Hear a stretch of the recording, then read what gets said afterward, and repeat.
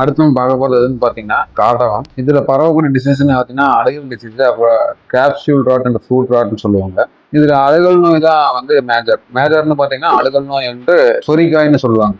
இந்த அழுகல் நோய் எப்படி கண்டுபிடிக்க ஸ்ட்ராட்டஜி எப்படி இருக்கும் பார்த்தீங்கன்னா, இதோட வேர் பார்த்தீங்க அப்படின்னா அழுகிற ஸ்டேஜில் இருக்கும்போது என்ன ஆகும் அப்படின்னா அந்த வேர் முறிச்சுன்னு சொல்லுவாங்க. அது வந்து இதில் உண்டாகும். இது ஒரு நோய்ங்க. அப்புறம் வேறு அழுகல்னு சொல்லி ஒரு நோய். இந்த வேறு நோயினால என்னென்ன ஆகுன்னு பார்த்தீங்கன்னா ஈல்டு வந்து கம்மியாகும். செடி வந்து ரொம்ப பாதிக்கப்படும். எப்படின்னா இப்போ செடி வேற அழுகிடுச்சுன்னா என்ன ஆகும்? செடி வந்து கீழே சாஞ்சிடும். அப்படி இல்லைன்னா கருகி போயிடும். அது வேற அழுகிடுச்சுன்னா என்ன ஆகுங்க? ஈல்டு வந்து கம்மியாகும். அப்போ ஒரு வேற அழுகிற நோய் வந்து செடி பார்த்தீங்கன்னா காய் கம்மியாக பிடிங்கி காய் வந்து சொரிகாய மாறும். இந்த வேற நோய் வந்து மேலே காயை தாக்குது.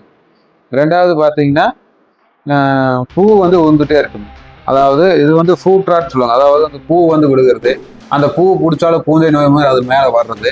அது பார்த்தீங்கன்னா அந்த பூ பிடிச்சி பிஞ்சாகிறப்போ அது மேலே வந்து சொரியா வருது. இது எல்லாமே காரடகம் பரவக்கூடிய டிசீஸ்.